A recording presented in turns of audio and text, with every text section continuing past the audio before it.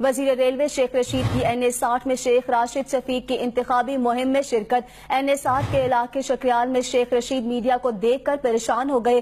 PTI के कारकुनान ने media को तकरीब की कवरेज से रोक दिया। शेख रशीद नाश्तों की आड़ में भतीजे के इंतखाबी मुहिम चला रहे हैं। इलेक्शन कमीशन खामोश है। इलेक्शन शेड्यूल जारी होने के बाद वजीर आजम, वुज़रा और मेंबरान असेंबली हल्के का दौरा नहीं कर सकते। इसी पर मजीद तफसीलात जान लेते हैं नुमाइंदा कैपिटल TV शाकिर अब्बासी से। जी शाकिर अब्बासी, मजीद क्या तफसीलात हैं?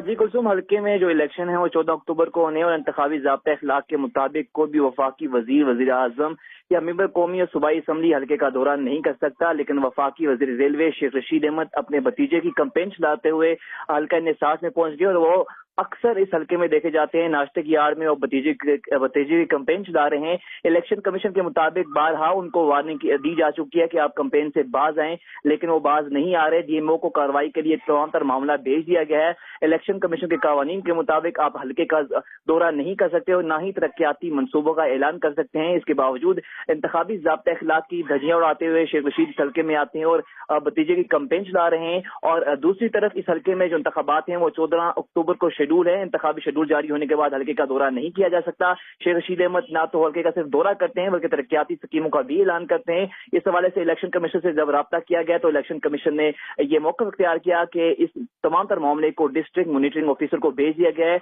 और कुछ ही देर में शेख रशीद अहमद के खिलाफ कार्रवाई भी मुतवक्किल है। जी।